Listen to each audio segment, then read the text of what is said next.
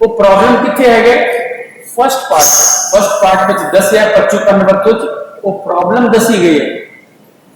उस प्रॉब्लम को फिट करने वास्ते उसका निदान करने वास्ते अतीत वस्तु लिखी गई।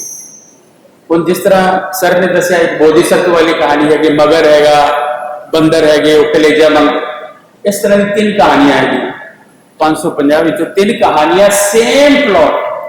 एक बंदर हैगा, वो मगरमच्छ के फेर च आ जाता है, उन्होंने नहीं पता कि मगरमच्छ मेरा दिल चाहता है, लेकिन मगरमच्छ उसको लालच दिता है कि भाई फलानी नदी तो पार बड़े बहुत तरह के फ्रूट है, तो चल मेरे नाल। जो विच नदी जाता है तो कहते कि भाई डोलन लग पैदा, गिराने की कोशिश करता है। वो कहता भी तू गिरा क्यों रहा, तो मेरा फ्रेंड है। वो कहता है कि भाई मैंने तो तेरा दिल चाहिए। उस जगह से एक कम्युनिकेशन स्किल देखो, इन्हों कहते with presence of mind. Presence of mind की इंपॉर्टेंस दसन वास्ते ये 3 कहानियां बनाई गई है। प्रेजेंस ऑफ माइंड, जिसनों प्रज्ञा का भी कई बार ना दिता है बुद्ध साहित्य कि प्रज्ञा होने के नाल किस तरह उस तो बचिया जा सकता है, उस डेंजर को, उसका मैनेजमेंट रिस्क है। तुम देखो इमरजेंसी सिचुएशन हैगी, बंदर मर जाएगा, बंदर ने उस समय उस विजडम का अप्लाई किया है। वो कहता है कि दिल तो मैं उत्थे छड़ आया अपने अपने दरखत से जिथे तू मैनू पहला क्या होगा, तो मैं दिल ला ले लेना सी। असं हम ऐसा दिल लैके घूमते रहिए। फिर कहता भी ठीक है चल ले लिया उधरों जाके। एक बार किनारे आ गया, चढ़ गया, कहता भी तू लंबा तेरा जरूर शरीर है पर दिमाग तेरे है नहीं, है ना। इस तरह करके उसने मैनेज किया है। और वो 3 कहानियां उदा की मिलती है। हम तुम कहोगे भी एक कहानी वास्ते काम हो गया, 3 कहानियां की की लोड़ सी, है ना।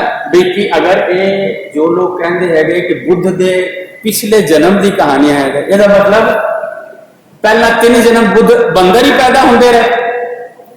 सोचने की गल है भी 3 कहानियां इस तरह की है, सेम प्लॉट होगा, जिस बोधिसत्व यानी बुद्ध का पहला जन्म सो कॉल्ड, मैं नहीं मानता कि बुद्ध का पहला जन्म बोधिसत्व, बुद्ध के 3 जन्म दसे। मतलब 3 कहानियां, 3 बार बंदर के रूप से पैदा हुए और तीनों बार मगर मिले उन्होंने, तीनों बार वही कहानी हुई। थोड़ा जा अनरियलिस्टिक लगता है, अनसाइंटिफिक लगता है। इस करके तुसी जब उस कहानी की गहराई में जाओगे, उस कहानी में हर कहानी से तुम्हें एक गाथा मिलेगी। कभी मौका मिले डॉक्टर साहब तो मैं पूरी जातक कथा एक आके एक्सप्लेन करांगा। उस जातक कथा का एक इंपॉर्टेंट पार्ट है गाथा। उस गाथा में तुहानू डिफरेंस मिलेगा कि वो गाथा जिहड़ी हैगी वो दसदी हैगी कि एक्चुअली बुद्ध की कहना चाहते हैं। इस करके 3 कहानी हुण तुसीं देखो भी 3 की लोड़ है, 3 दी इस करके लोड़ है कि जिस बंदे नू मैनेज करने वास्ते बुद्ध एक कहानी कह रहे हैगे, उस भिक्षु दे सेम भिक्षु नहीं हैगा। 3 तरह का, पहली बार एक भिक्षु आया, उसका सोशो इकोनॉमिक बैकग्राउंड कुछ और है, किसी पिंड तो आया है ना, बहुत गरीब करता है, उन्होंने जिहड़ी चीज समझानी पेगी ओदा एक होर स्टाइल होएगा। सोचने की गल, this is called communication skill.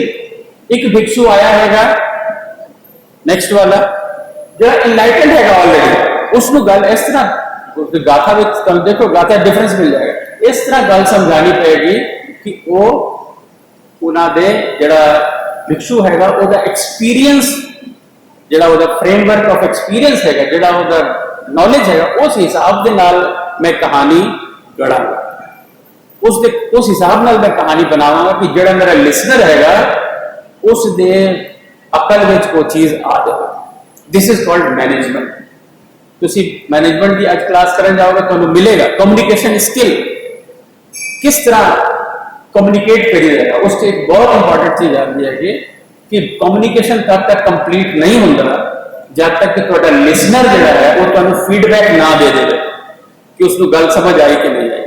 तुसी समझाते रहो, बाहर अपनी अंग्रेजी दसते रहो, लेकिन अगले जिहड़ा लिसनर है अगर उसके गल पल्ले नहीं पई तो तुहाडा पूरा बोलिया जीरो। बुद्ध इस बारे बिल्कुल क्लीयर कट उन्होंने कम्युनिकेशन तुसी देखोगे वो उस तरह ही लास्ट फीडबैक भी लेंदे है। हर जातक कहानी ये चीज तुहानू आएगी, लास्ट में दस्या जाएगा कि पहले ये बंदा ये सीगा, पहला ये जड़ा बोधिसत्व हैगा ये मैं ही सीगा। ठीक है, एक कहानी एक कहने दी एक स्टाइल है अपनी गल दसन दा। फर्ज करो मैं अजे कह रहा एक शास्त्र प्रिंसिपल टीचर होने के नाते, स्कूल का टीचर होने के नाते मैं कह रहा कि इस तरह कोई भी बच्चा फुल ना तोड़े। ठीक है, फुल बाल बच्चा स्वभाव है, फुल तोड़ ले, फुल उसको की करोगे, फांसी दोगे, वो माँ बाप को बुलाओगे, है ना, रस्टिकेट कर दोगे, फिर फाइन लगा दोगे। भी मैनेजमेंट के 4-5 तरीके थोड़े को हो सकते। ठीक है, एज ए हेड मिस्ट्रेस या एज ए हेड मास्टर मैं ये चीजा कर सकता, पर एक तरीका यह भी तो है कि उस बच्चे को लिया के उस बच्चे का बैकग्राउंड देख के उसको इस तरह की कहानी सुनाई जाए जिस विच उस बच्चे को ये लगे कि नहीं ये नहीं करना चाहिए। की ख्याल है तुहाडा, केड़ा रास्ता ठीक है? ये 5-6 मैनेजमेंट के तरीके हो गए, इन्होंने जो केड़ा तरीका ठीक है भी गांव भी बच्चा जरा है अगर उसको इस तरह की कहानी दसी जाएगी, गांव भी बच्चा 2 बार सोचेगा कि मैं तोड़ना चाहिए कि नहीं तोड़ना। एग्रीड? जातक कथावां इस तरह की मैनेजमेंट तुहाडे सामने पेश कर रही हैं और तुसी हैरान होगे, ये हैरानी मैं सब नाल साझा कर रहा है कि दुनिया का कोई भी इस तरह का मैनेजमेंट वाला फील्ड नहीं बचा जिहड़ा जातक कथावां ने टच ना किया हो। पर्सनल मैनेजमेंट लो, फाइनेंशियल मैनेजमेंट लो, हॉस्पिटल मैनेजमेंट लो, है ना, तुहाडे फैशन मैनेजमेंट लो, कंज्यूमर मैनेजमेंट लो, मार्केटिंग मैनेजमेंट लो, सेल्स मैनेजमेंट, हर कहानी उत्थे मौजूद है। इस करके उस तो जड़ा मॉडल निकलता है 505 जातक अठ कथावां तो जड़ा मॉडल निकलता है वो बहुत खूबसूरत मॉडल निकलिया है जिसको कहते बुद्धिस्ट मैनेजमेंट।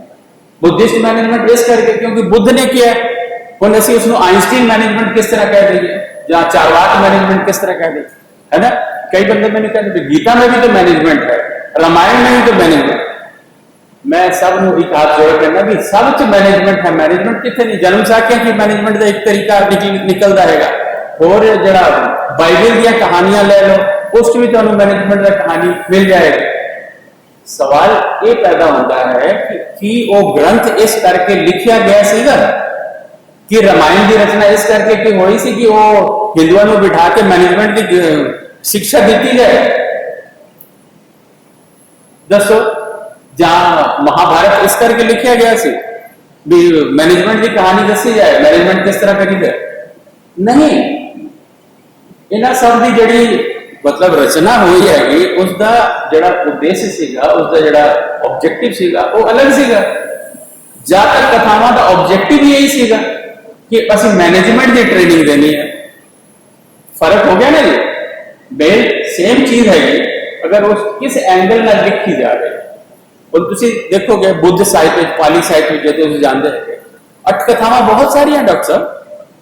अभी धम्म पिटक की कथा है, धम्मपद की 8 कथावां बहुत है और जातक 8 कथा जिस मैं रिसर्च की है वो सारिया कहानियां तुहानू मोनेस्ट्री नाल रिलेटेड ही मिलेंगी, पूरी विहार के नाल ही मिलेंगी। विहार बुद्ध जेतवन विहार में है उस समय ये कहानी बनी, बुद्ध वेड़वन विहार में उससे ऊपर एक लाइन दी हुई है। मैं आपको जो अपने मन नहीं जोड़ रहा है ऊपर नहीं तो उस लाइन की लोड़ सी। फर्ज करो मैं जन्म की पुरानी साखी सुनानी होती तो मैनू ये की लोड़ सी कहने भी ये कहानी जेतवन च जो बुद्ध बैठे सी उदों ये कहानी बनी। Absolutely not. पर ये हर कहानी में इंफॉर्मेशन दी गई है कि इस वक्त बुद्ध केड़ी जगह है। अगर बुद्ध उस समय फर्ज करो कौशाम्बी है तो उसके पीछे एक इतिहास चलता है। कौशाम्बी कदों गए, उस समय कौशाम्बी का की वातावरण सीगा। श्रावस्ती के नजदीक जो जेतवन विहार बनया सी, जेतवन विहार की जिहड़ी कहानियां है उन्हों का एक स्पेसिफिक तुसीं देखोगे एंगल हैगा कहानियां के अंदर। उस च श्रावस्ती की कहानी बार बार आएगी, क्योंकि श्रावस्ती नेड़े का टाउन है। श्रावस्ती के लोग उत्थे बुद्ध के दर्शन करन जाते हैं, मैक्सिमम बुद्ध का उपासना करन जाते हैं, बुद्ध की जिस तरह धर्म उपदेश चल रहे हैं वो सुनन वास्ते जाते हैं। ते श्रावस्ती नाल रिलेट कर दिया थोड़ियां कहानियां दे। वेणुवन अगर है तो वेणुवन च डॉक्टर साहब देवदत्त की कहानियां ज्यादा आंदियां हैं, क्योंकि जो बुद्ध ने अपना धर्म प्रचार सारनाथ को शुरू करके वो मगध सम्राट बिंबिसार, उस समय बिंबिसार से बिंबिसार के कोल गए, बिंबिसार ने वो थां दे दी वेणुवन देता। अज भी वेणुवन है, मैं हो क्या तुम भी जो मर्जी करे वेणुवन जाके देख सकते हो। राजगीर के नेड़े वेणुवन है। वेणुवन च वो रहते थे, भिक्षु भी रहते थे, मान लो 500 भिक्षु या 600 भिक्षु। स्टार्टिंग जो संघ की स्थापना हुई है तो भिक्षु फड़ने पैंदे से। ये भी हुण मैं डॉक्टर साहब नाल ये भी चीज शेयर कर रहा है, इमीजिएटली कोई नहीं आ जाता। तुम दुकान चलाई हैगी या कुछ स्टार्ट किया है तो इमीजिएटली नहीं लोग भजे भजे चले आ रहे। ਤੁਹਾਨੂੰ ਉਹ ਚੀਜ਼ਾਂ ਸਥਾਪਿਤ ਕਰਨੀਆਂ ਪੈਣਗੀਆਂ। ਉਹ ਚੀਜ਼ ਬੁੱਧ ਸਥਾਪਿਤ ਕਰਦੇ ਹੈਗੇ। ਜਦੋਂ ਸਮਾਜ ਵਿੱਚ ਇੱਕ ਨਵੀਂ ਚੀਜ਼ ਦੇ ਰਹੇ ਹੈਗੇ ਤੇ ਉਸ ਦੇ ਵਾਸਤੇ ਜੋ ਮਿਹਨਤ ਕਰਨੀ ਹੈਗੀ ਉਹ ਮਿਹਨਤ ਉਹਨਾਂ ਨੇ ਕੀਤੀ ਹੈਗੀ। ਪੈਦਲ ਚੱਲਦੇ ਹੋਏ ਜਾ ਰਹੇ ਹੈਗੇ, ਹਰ ਬੰਦੇ ਨਾਲ ਮਿਲ ਰਹੇ ਹੈਗੇ। ਉਹਨਾਂ ਦੇ ਜਿਹੜੇ ਅਸਤਵੀਰ ਸੀਗੇ ਸ਼ੁਰੂ ਚ 80 ਅਸਤਵੀਰ ਜਿਹੜੇ ਦੱਸਦੇ ਹੈਗੇ ਬਣੇ ਉਹਨਾਂ ਦੇ 80 ਉਹਨਾਂ ਨੂੰ ਅਲੱਗ-ਅਲੱਗ ਥਾਵਾਂ ਭੇਜਿਆ। ਗੁਰੂ ਨਾਨਕ ਦੇਵ ਜੀ ਨੇ ਜਿਸ ਤਰ੍ਹਾਂ ਖੁਦ यात्रावां उदासियां कीतियां है, थां गए, लोगों को दसना पैंदा है। उस तरह बुद्ध ने भी बहुत मेहनत की है। कोई जाकर कथाओं पढ़ेगा तो समझ आएगा भी इस बंदे ने, और उस समय कोई बहुत ज्यादा फैसिलिटीज भी नहीं सी और ना कपड़े पान नूं है ना खान नूं है, लेकिन संघ में जड़ा आंदा सीगा अपनी इच्छा दे नाल आंदा सी, जिसनूं इन्ने दुख सी। बुद्ध ने चार जो बुद्ध धर्म के पढ़ रहे थे उन्होंने पता है 4 आर्य सत्य, 4 नोबल ट्रुथ्स है ना। 4 नोबल ट्रुथ्स का जो ज्ञान दुनिया में दिता गया है, दुनिया अपनी मर्जी नाल संघ में शामिल हुई है। उन्होंने उपदेश सुन के उस समय बुद्ध को कोई किचन नहीं चल रहा, कोई लंगर नहीं लगे हुआ भी आके ठीक है नहीं खाना पर भक्ति करनी है।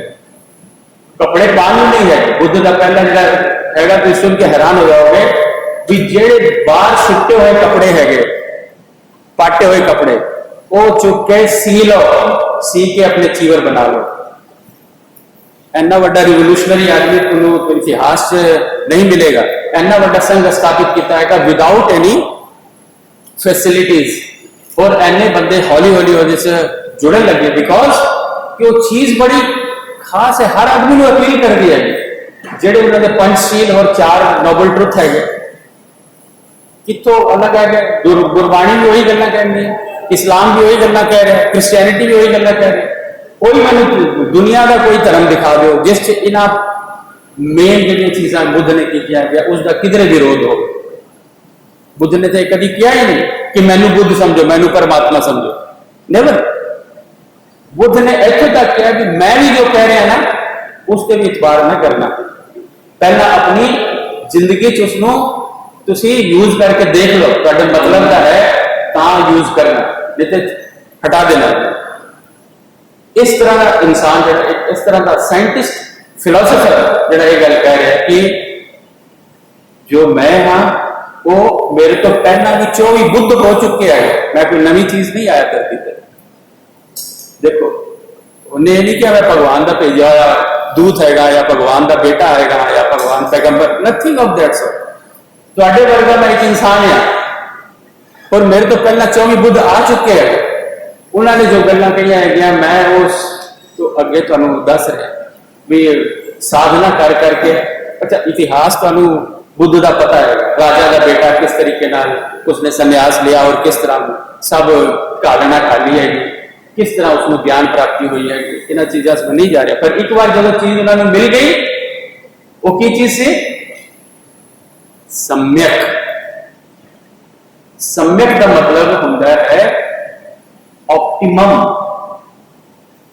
ऑप्टिमम का मतलब होता है कि जेड़ा बहुत ज्यादा सज्जे पासे भी ना हो, खब्बे पासे भी ना हो। मतलब ਇੱਕ ਇਸ ਤਰ੍ਹਾਂ ਦਾ ਸੋਲੂਸ਼ਨ ਜਿਹੜਾ ਅਤਿਵਾਦੀ ਨਾ ਹੋਵੇ, ਜਿਹਨੂੰ ਕਹਿੰਦੇ ਅੱਤ ਚੁੱਕ ਲੈ। ਅੱਤ ਜਦੋਂ ਇਤਿਹਾਸ ਵਿੱਚ ਚੁੱਕੀ ਹੈਗੀ, ਉਦੋਂ ਇਤਿਹਾਸ ਤੇ ਖਤਰਾ ਪਿਆ ਹੈ। जब तक सम्यक रहा है, ऑप्टिमाइज जब तक होता रहा है, प्रॉब्लम सोसाइटी जी है वो ठीक चलती रही, शांतिपूर्ण तरीके नाल चलती रही। ये नेशंस से भी एप्लीकेबल हैगा, वर्ल्ड से भी एप्लीकेबल हैगा, ह्यूमन बॉडी से भी एप्लीकेबल है। ज्यादा खा लोगे परेशानी होगी, बहुत घट खाओगे फिर भी परेशानी होगी। एम आई राइट? ऑप्टिमम तुहानू एक चुनना है, ऑप्टिमाइज करना है। बहुत ज्यादा टाइम खेड में लगा दोगे, पढ़ने का टाइम नहीं मिलेगा। बहुत ज्यादा टाइम पढ़न लगा पढ़ के पागल हो गया, समझ मेरे। इस गल की है ऑप्टिमाइज करने की लोड़ है, और यही बुद्ध का जिहड़ा मेन क्रक्स हैगा मैनेजमेंट का, वो हैगा सम्यक। ऑप्टिमाइज किस तरह करना है, ऑप्टिमाइज किस तरह करना है, ये चीज जातक कथावां च है।